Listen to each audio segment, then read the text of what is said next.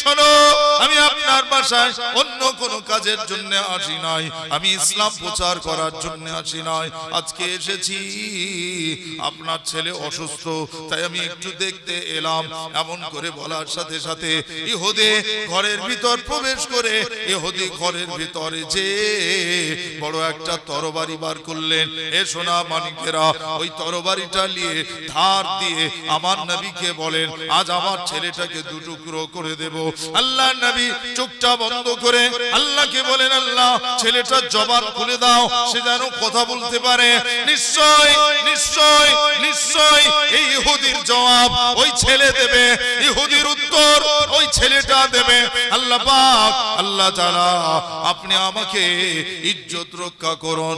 আমার রাসূলুল্লাহ সাল্লাল্লাহু আলাইহি সাল্লাম চোখটা বন্ধ করে ইহুদির বাড়ির দরওয়াজার সামনে টানা রোদে দাঁড়িয়ে আছে, পাসিনা দিয়ে ঘামবার হয়। আমার নবী পাকের চেহারা মোবারকটা ঘামে ভিজে যায়, ঘাম মোবারক পাসিনা মোবারকে ভিজে যায়। এ সোনা মানিক, ওই পাসিনা মোবারক খুশবুর থেকে সুন্দর সুগন্ধি বার হয়।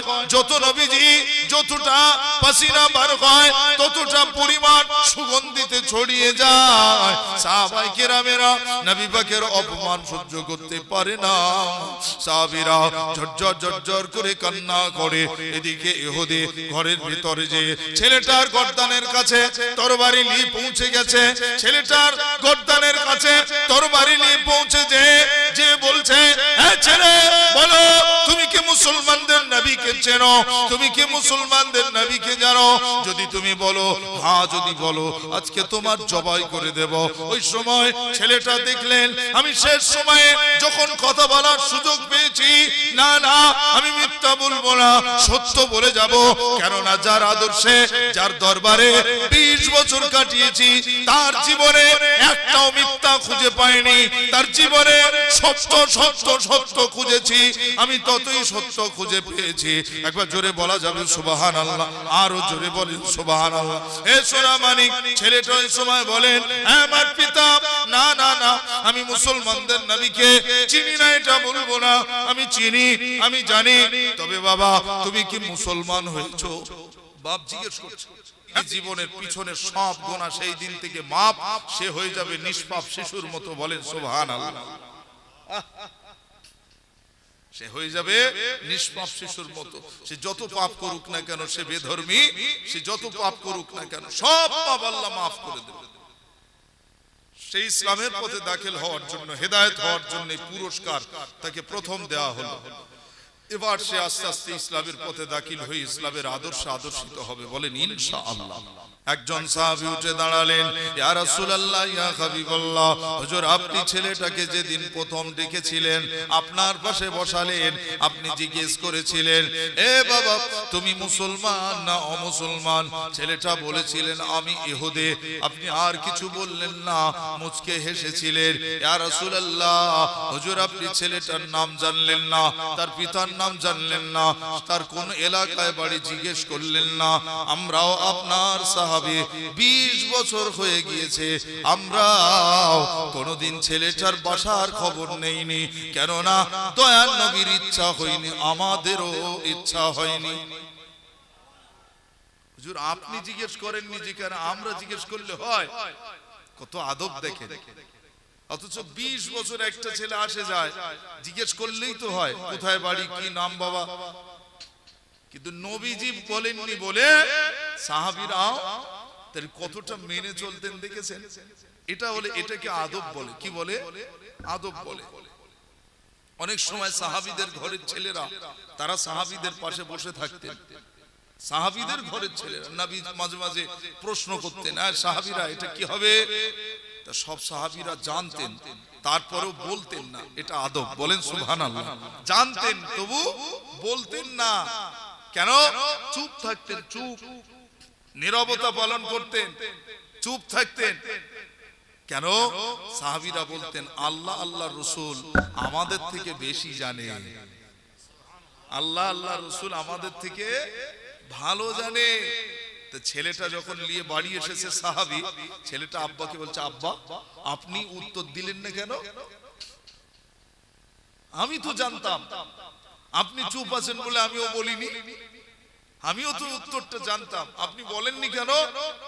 সাহাবী জবাব দিচ্ছেন, দেখো নাই আমাদের থেকে ওখানে অনেক বয়োজ্যেষ্ঠ মুরব্বী ছিলেন, দেখো নাই আমার নবী পাকের সামনে আবু বকর সিদ্দিক বসে আছে, ওমরে ফারুক বসে আছে, ওসমান গনি বসে আছে, হযরত শেরে খোদা আলী মুর্তজা বসে আছে, আবু তালহা বসে আছে, হযরত বিলাল বসে আছে, আমার নবীর কত সাহাবীরা বসে আছে, সব বয়োজ্যেষ্ঠ সাহাবী, তারা কেউ বলল না, আর আমি তাদের থেকে বয়সে কম, আমি বললে হয়?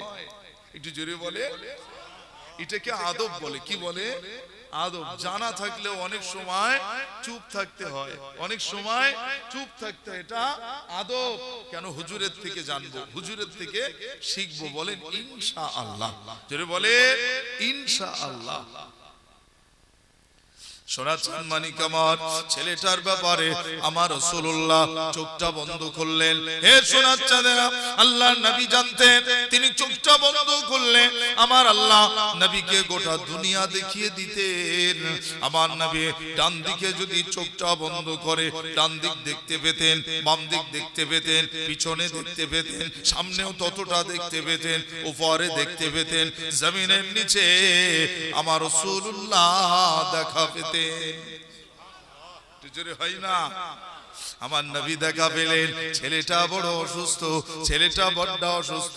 আমার নবী পাক চোখ খুললেন, আর দেরি করলেন না, সেই বাসার দিকে নবী পাক এগিয়ে যাচ্ছেন। হে সোনা মানিক, এগিয়ে যাওয়ার পথে আল্লাহ রাসূল দেখতে পায় আজরাইল, মালাকুল মউত আজরাইল আলাইহিস সালাম, তিনি হেঁটে হেঁটে যায়, ওই ছেলেটার বাড়ির দিকে যায়। আমার নবীর মনটা খারাপ, একটু জোরে জোরে হাঁটো, ও সাহাবীরা একটু তাড়াতাড়ি চলো, আর বোধহয় জিন্দা মুখটা দেখা হবে না। যখন আল্লাহর ফেরেশতা হযরতে আজরাইল আলাইহিস সালাম মালাকুল মউত লক্ষ্য করলেন, আল্লাহর নবী ওই বাসার দিকে হেঁটে যায়, ওই বাসার দিকে চলছেন আমার নবী। ওই সময় আদবের দিকে খেয়াল করে আল্লাহর ফেরেশতা আর এগিয়ে যায় না, বরং দাঁড়িয়ে যে আমার নবীকে আগিয়ে দিলেন, আর নবীর পিছে পিছে আজরাইল মালাকুল মউত হেঁটে যায়। চুরি হবে না? কত আদব দেখেছে ফেরেশতাদের ভিতরে, কত আদব দেখেন ফেরেশতা। হ্যাঁ, আর আমাদের আদব, যেই এখানে কলমাখানি হবে, ইমাম সাহেব মুসল্লি সবার শেষে খাবে, আগে চল আমরা চেয়ার ধরি, এটা আমরা আদব করি, আমরাও ইমাম মানি। কথা বলেন, ইমামকে সাথে করে নিয়ে দোয়া হয়ে যাবে, নামাজ হবে, ইমাম যদি নামাজ পড়ে আমরাও পড়বো, এটা হলো আদব। ইমাম আগে হাঁটবে, আমরা পিছনে যাব, আমরা মুসল্লি, বলেন না সুবহানাল্লাহ, এটা আদব। আমরাও মাঝে মাঝে বেয়াদবি করি না, করি না, সেটা জ্ঞানের স্বল্পতা, সেটা জ্ঞানের স্বল্পতা, ওটা জ্ঞানের স্বল্পতা। আল্লাহ আমাদের পরিপক্ক জ্ঞানী করেন, বলেন আল্লাহুম্মা আমিন। ঈমান ইসলামকে বোঝার মতো তৌফিক দেন, বলেন আল্লাহুম্মা আমিন। ও ছেলেরা, বাচ্চারা, জওয়ানরা, যুবকেরা, আমার রাসূলুল্লাহ ইহুদি বাড়ির দরওয়াজার সামনে দাঁড়ালেন। এই ইহুদি দরওয়াজা খোলো, ইহুদি দরওয়াজাটা খুললেন। ও শোনাচ্ছেদেরা, ইহুদি ওই সময় এত রেগে গিয়েছে আমার রাসূলুল্লাহ সাল্লাল্লাহু আলাইহি সাল্লামের প্রতি, এত ক্ষুব্ধ হলেন, সে আমার নবীকে দেখে বললেন, যান, চলে যান, আপনি একটা ভালো মানুষ নন, আপনি একটা পাগল লোক। বলেন নাউজুবিল্লাহ। আমার নবীকে জানাতে বলছে, পিছনে ফেরেশতা আর থাকতে পারে না। আমার নবীকে তোরা চিনলি না, আমার রাসূলকে তোরা চিনলি না। আল্লাহকে বলেন, আল্লাহ আপনি হুকুম দেন, ওই ছেলের আগে বাপের আয়াত চালিয়ে এলেন, ছেলের আগে বাপের টালেই আগে, এর দরকার, সহ্য হয় না। আমার রাসূলুল্লাহ চোখটা বন্ধ করে আল্লাহকে বলেন, আল্লাহ, আল্লাহ উনি জানেন না আমি নবী, আমাকে চেনেন না, আল্লাহ ওনাকে আপনি মাফ করে দিন। যত বলছে নবীকে বড় ছোট, তত রাসূলুল্লাহ সঙ্গে সঙ্গে মাফ করে দিচ্ছেন। রাসূলুল্লাহ এটা জানতেন যে যদি আমি ক্ষমা না করি তাহলে প্রতিশোধ সাথে সাথে এসে যাবে আল্লাহর লানত এসে যাবে। কেন? আল্লাহ নিজে বলেছেন লানাহুমুল্লাহ, যারা আমি আল্লাহ বলছি, যারা আমার নবীকে গালি দেবে, যারা আমার রাসূলকে যারা খারাপ বলবে, আমার নবীকে তারা শান মান খাটো করবে, আমার রাসূলকে যারা ছোট করবে, ছোট নজরে তাকাবে, মহব্বত করবে না, শত্রুতা করবে, আমি আল্লাহ বলছি তাদের উপর আমার লানত। যারা আমার রাসূলকে গালি দেবে তাদের উপর আমার লানত, অভিশাপ। এখন আল্লাহর অভিশাপ কত খারাপ জিনিস বলেন, কেউ ইচ্ছা করে নেবে আল্লাহর অভিশাপ? হ্যাঁ, কেউ নেবে না। আমার নবী জানেন, ইহুদি তো জানে না আমি যে রাসূল, ইহুদি আমাকে চেনে না। আল্লাহ তুমি ওকে মাফ করে দাও। একটু জোরে বলেন সুবহানাল্লাহ, একটু জোরে হবে না? হে সোনার চাঁদেরা, ছেলেটা অসুস্থ, নবী পাককে এভাবে বড় ছোট বলে, পিতা এমনটা করে, ছেলেটা হাত দিয়ে ইশারা করে, ছেলেটা কথা বলতে পারে না, ঠোঁটটা শুকিয়ে যায়। মা ওই সময় পানি নিয়ে এক গ্লাসে করে, বাটিতে করে, পাত্রে করে এমন করে পানিটা নিয়ে ছেলেটার ঠোঁটে ঠোঁটে দেয় আর বলে, বাবা কেঁদো না বাবা। ছেলেটা কাঁদে আমার নবীর মায়ায়, ছেলেটার চোখ ভরা পানি পড়ে আমার নবীর মায়ায়। ছেলেটার মরণের শেষ সময় এসে গিয়েছে, কথা বলতে পারে না, ঘড়ঘড় করছে। ও সোনার চাঁদেরা, আল্লাহর নবী, আল্লাহর রাসূল, আল্লাহর হাবিব বললেন, একটু আমি এসেছি, আমার কি অপরাধ আছে? আপনি অনেক বড় ছোট বললেন। এই ইহুদি শোনো, আমি আপনার বাসায় অন্য কোনো কাজের জন্য আসি নাই, আমি ইসলাম প্রচার করার জন্য আসি নাই। আজকে এসেছি, আপনার ছেলে অসুস্থ, তাই আমি একটু দেখতে এলাম। এমন করে বলার সাথে সাথে ইহুদি ঘরের ভিতর প্রবেশ করে, ইহুদি ঘরের ভিতরে যে বড় একটা তরবারি বার করলেন। এ সোনা মানিকেরা, ওই তরবারিটা নিয়ে ধার দিয়ে আমার নবীকে বলেন, আজ আমার ছেলেটাকে দুটুকরো করে দেব।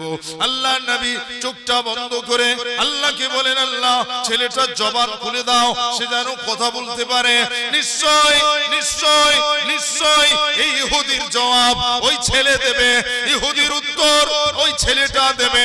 আল্লাহ পাক, আল্লাহ তাআলা আপনি আমাকে ইজ্জত রক্ষা করুন। আমার রাসূলুল্লাহ সাল্লাল্লাহু আলাইহি সাল্লাম চোখটা বন্ধ করে ইহুদির বাড়ির দরওয়াজার সামনে টানা রোদে দাঁড়িয়ে আছে, পাসিনা দিয়ে ঘামবার হয়। আমার নবী পাকের চেহারা মোবারকটা ঘামে ভিজে যায়, ঘাম মোবারক পাসিনা মোবারকে ভিজে যায়। এ সোনা মানিক, ওই পাসিনা মোবারক খুশবুর থেকে সুন্দর সুগন্ধি বার হয়।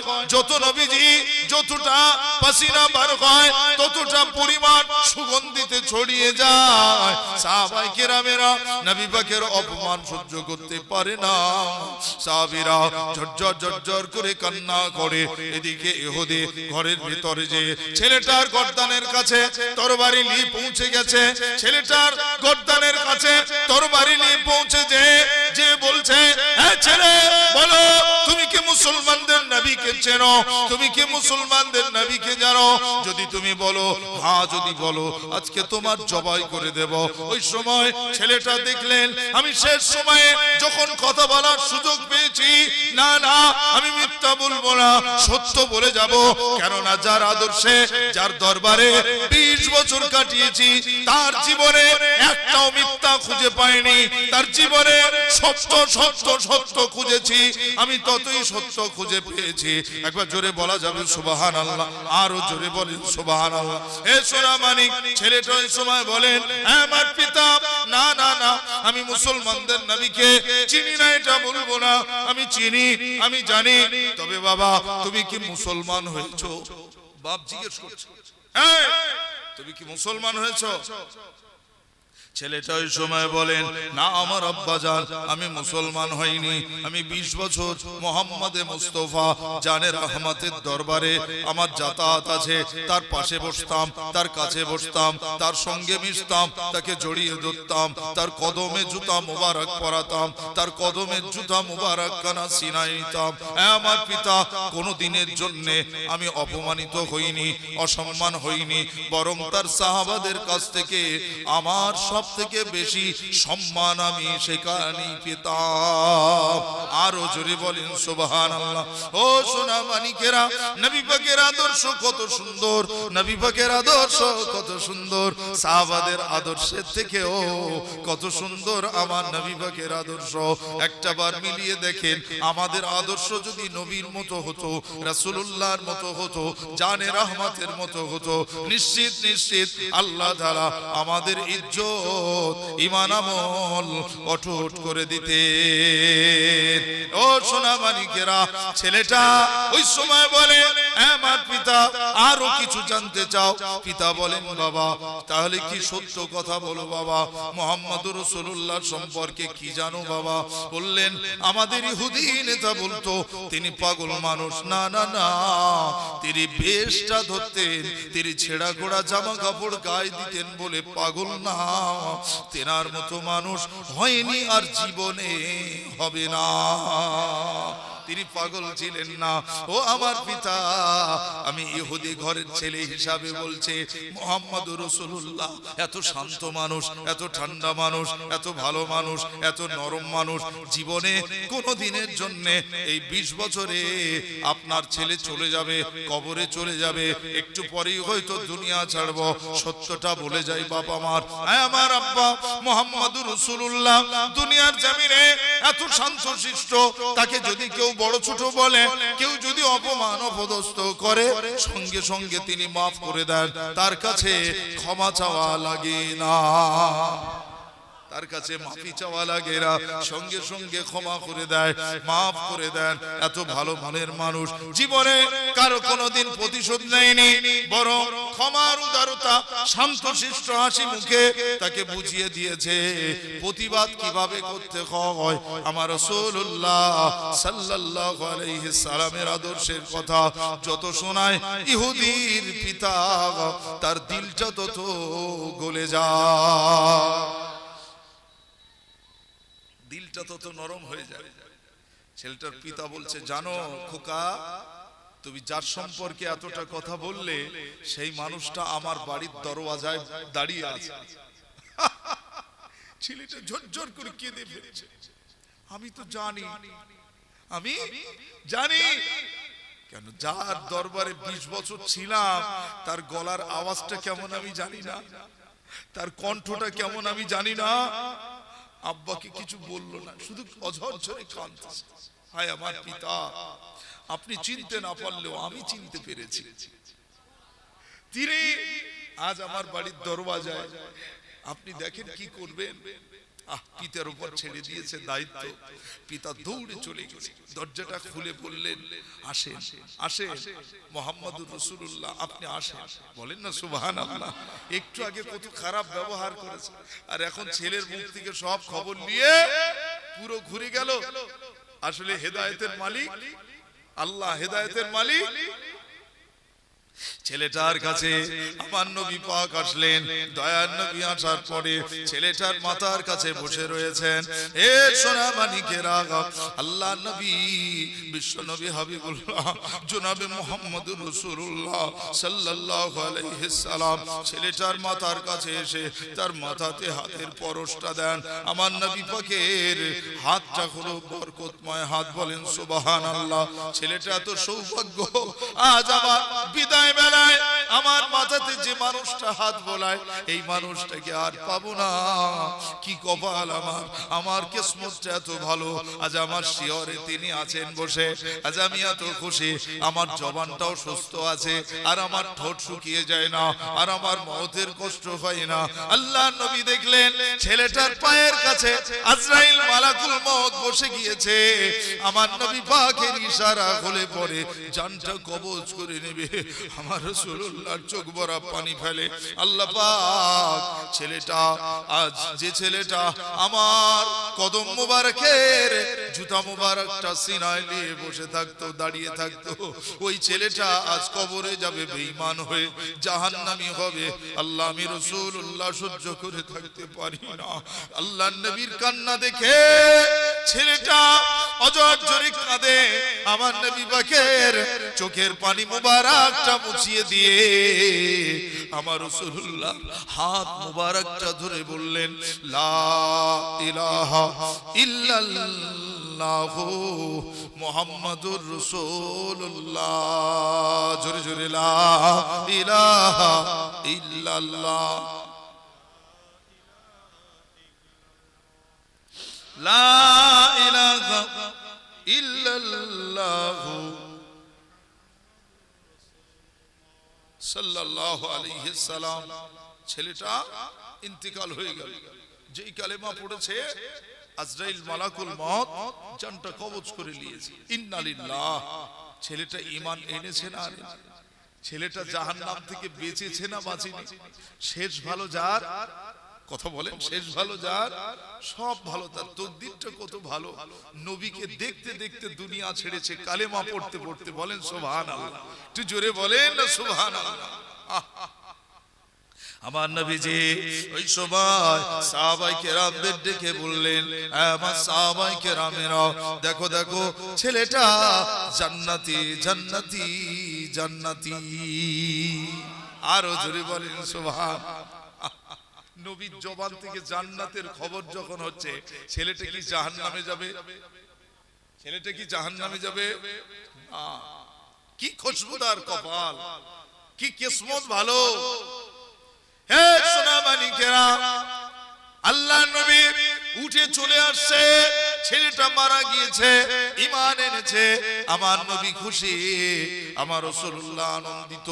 তবে ঘরে থেকে বের হওয়ার পরে আমার নবী এবার আরো কাঁদছেন আর বলছেন, আল্লাহ ছেলেটা মুসলমান হলো, তার পরিবার তো ইহুদি, ছেলেটার হয়তো গোসল হবে না, জানাজা হবে না, তার কবর হবে না। আল্লাহ পাক ছেলেটার কবর কোথায় হবে জানি না। এ মালিক মাওলা, আমি এখানে বেশি দেরি করতে পারবো না। যদি দেরি করি ইহুদি জড়ো হয়ে যাবে, এই ইহুদির কষ্ট দেবে, তারা ওকে প্রেসার করবে, তারা ওকে মারধর করবে। আমার আল্লাহ হাবিবুল্লাহর চোখের পানিটা জমিনে পড়ছে, আমার আল্লাহ থাকতে পারে না। হে সোনা মানিক, সব নবীরা আল্লাহ যাতে খুশি, সব নবীরা তাতে খুশি, আর আমার নবী যাতে খুশি, আমার আল্লাহ তাতেই রাজি হয়ে যায়। আরো জোরে বলেন সুবহানাল্লাহ। ওই সময় আল্লাহ পাক অন্তরটা নরম করে দিয়েছে। ছেলেটার পিতা ঝরঝর করে কাঁদতে কাঁদতে বেরিয়ে এসে আমার নবী পাকের কদম মুবারকটা জড়িয়ে ধরে বলেন, হে মুহাম্মদ, হে আমার নবী, হে বিশ্ব নবী, হে দয়ার নবী, একটু দাঁড়িয়ে যাবে। আল্লাহর নবী দাঁড়িয়ে গেলে, আমার নবী পাক দাঁড়িয়ে যাওয়ার পরে রাসূলুল্লাহ বললেন, কি ব্যাপার, তুমি এলে কেন, তোমার কি কারণ? ওই সময় বললেন, না না হুজুর, আমি এসেছি আপনার কাছে ক্ষমা চাইতে। হুজুর, আমি এসেছি আপনার কাছে মাফি চাইতে। আমার ছেলে আপনার চিনেছে, আমার বেটা আপনাকে চিনতে পেরেছে। আমার ছেলে আপনাকে চিনেছে, আমি অধম চিনতে পারি নাই, আমি অধম বুঝতে পারি নাই, আমি অধম আপনাকে চিনতে পারি নাই। আপনার সাথে কত বাজে ব্যবহার করেছি, কত খারাপ আচরণ করেছি। আমার নবী ওই সময় তার চোখের পানিটা মুছে দিয়ে বললেন, কেঁদো না বাবা, আমি রাসূলুল্লাহ তোমাকে তখনই মাফ করে দিয়েছি। আর জোরে বলেন সুবহান। নারায়ে তাকবীর। কি আদর্শিত নবী আমার, কি আদর্শিত নবী আমার। তুমি কখন ক্ষমা চাবে, তার আগে তোমাকে মাফ করে দিয়েছি। ইহুদি ওই সময় আল্লাহর নবীকে জড়িয়ে ধরলেন, ইয়া রাসূলুল্লাহ, ইয়া হাবিবাল্লাহ, আপনি কি সত্যি আমাদের উপর রাগ করলেন? না না না বাবা, আমি রাগী নাই। ইয়া রাসূলুল্লাহ, হুজুর আমি মুসলমান হব, আমি থাকতে পারি না। আমার ছেলে যা বলেছে সত্য বলেছে, আমার ছেলের কথা সত্য, আমার বিশ্বাস হয়। কেন, আমি বাপ আর বেটা, বেটা কোনোদিন মিথ্যা বলবে না বাপের সাথে। আমি সাক্ষী দিলাম, আমি ইসলাম কবুল করব, আমি মেনে নেব। নবী জিজ্ঞেস করলেন, আমি কি তোমাকে জোর করে কালমা পড়াচ্ছি? বললেন, না না না, ইয়া রাসূলুল্লাহ, আমরা স্বেচ্ছায়, আমরা খুশি হয়ে, আমরা আনন্দিত হয়ে আমরা কালেমা পড়ব, এতে আপনি তো জোর করেন না। আল্লাহর নবী বললেন, তোমার এত কলমা পড়ার ইচ্ছা জাগলো কি করে? ওই সময় বলছেন, ইয়া রাসূলুল্লাহ, ইয়া হাবিবাল্লাহ, আমার সবথেকে আশ্চর্য লেগেছে আপনি যখন, আপনি তো মুসলমানদের নবী, আর আমাদের তো ধর্মের ইমাম আছে, আমাদের ধর্মের নেতা আছে, আমাদের ধর্মগুরু আছে, যাদের পাদ্রী বলা হয়। ওই পাদ্রী সাহেবের কাছে আমার ছেলে অসুস্থ যেদিন থেকে, আমি প্রতিদিন গেছি, কেঁদেছি, ও সাহেব একটু আমাদের ছেলের একটু দেখবে এসো, একটু কোরআন পড়ো, একটু আপনাদের ধর্মের যে কিতাব আপনি পড়বেন। ও সোনা মানিক, তাওরাত কিতাব, ইহুদিদের কিতাবের নাম তাওরাত, মুসলমানদের কিতাবের নাম হলো কোরআন শরীফ। এ সোনা মানিক, তাওরাতের ভিতর যা আছে কোরআনের ভিতর তা আছে, ইনজিলের ভিতর যা আছে কোরআনের ভিতর তা আছে, জাব্বুরের ভিতর যা আছে কোরআনের ভিতরে তা আছে। এমন করে আল্লাহ তাআলা যত কিতাব পৃথিবীতে পাঠিয়েছেন, 100 সহিফা কিতাব, তাদের ভিতরে যা আছে সব কোরআনের ভিতরে আমার আল্লাহ দিয়ে আমার নবী পাককে উপহার করে পাঠিয়েছে। আরো জোরে বলেন সুবহানাল্লাহ। সব কিতাবের উপরে দামি কিতাব হলো কোরআন শরীফ, বলেন না সুবহানাল্লাহ। ইহুদি ওই সময় বলছে, ইয়া রাসূলুল্লাহ, ইয়া হাবিবাল্লাহ, হুজুর, আমরা দুই লোকে, আমি আমার স্ত্রী দুইজনেই চলে গেলাম আমাদের ইমামের কাছে, যে বললাম, হ্যাঁ ইমাম সাহেব, আমার ছেলেটাকে একটু দেখবে, ছেলেটার জন্য একটু দোয়া করবে, চলুন চলুন। না না না, আমরা গরিব ইহুদি বলে, আমরা গরিব মানুষ বলে আমাদের বাসাতে আসলো না, অথচ আপনি মুসলমানদের নবী হয়ে অমুসলমানের ছেলে অসুস্থ হয়েছে বলে যে দেখতে এসেছে, এটা আমার কাছে বড় আশ্চর্যের লেগেছে, এজন্য এত ভালোবাসা পেয়েছি। ইয়া রাসূলুল্লাহ, আপনাকে আমি ছাড়বো না, আপনার হাতে হাত রেখে আমি আমার বিবি দুজনাই আজ দিনে মুসলমান হয়ে যাব। আর জোরে বলেন সুবহানাল্লাহ।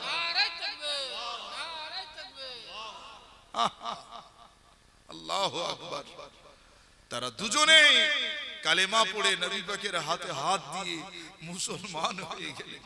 জোরে বলেন না সুবহানাল্লাহ।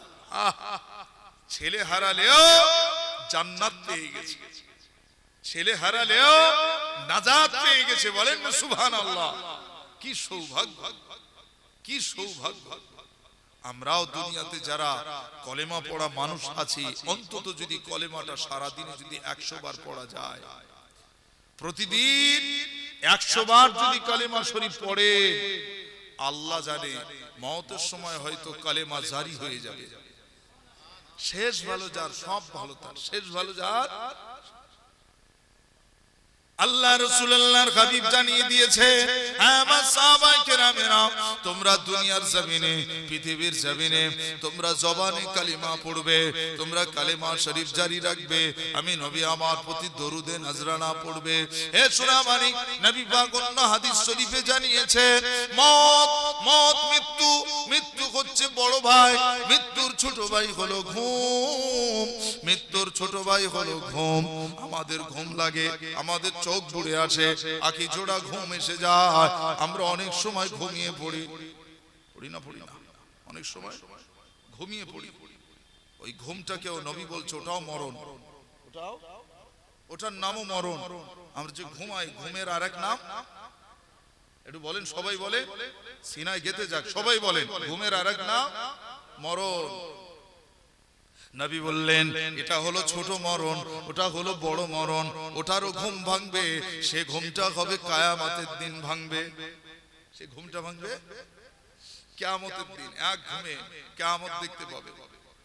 আবার যে ঘুমটা আমরা ঘুমাই সেটা 6 ঘন্টা, 1 ঘন্টা, 1.5 ঘন্টা, আধা ঘন্টা, একটু চোখ তন্দারা এসে গেলে একটু ঘুমালাম, হঠাৎ জেগে গেছি, হয় না? ওই যে অল্পক্ষণ ঘুমালেন ওটাও মরণ, ওটাও কি মরণ। ঘুমালেন মানে মারা গেলেন। আমার বাপেরা ভাইরা ও সোনামানিকেরা, আল্লাহর নবী বিশ্ব নবী হাবিবুল্লাহ বললেন, এই মওতের আগে যদি তোমাদের এই ছোট মরণের সাথে ভালো ব্যবহার করতে পারো, ভালো আচরণ করতে পারো, জানবে বড় মরণ আসার পরে তোমরা তার থেকে ভালো ব্যবহার পাবে। ধরুন আমরা দুই ভাই, আমার ছোট ভাই আপনার বাড়ি প্রতিদিন যায়, যাতায়াত করে, আপনি ভালো ব্যবহার করেন, তার সাথে কোনোদিন বাজে কথা বললেন না, খারাপ আচরণ করলেন না, যে আমার ছোট ভাই আমাকে কোনোদিন বলবে না, বড় ভাই আমি ওই গোয়ালবাড়ি গ্রামে আমি যে বাড়ি যাই ওনারা খুব ভালো ব্যবহার করেন, জানেন ওনারা খুব ভালো মনের মানুষ, বলবে না? হ্যাঁ, তাহলে এই যে ঘুমাই, এই যে ছোট ঘুম আমাদের কাছে আসে, ও তো মরণের ছোট ভাই, ও হলো মরণের ছোট ভাই।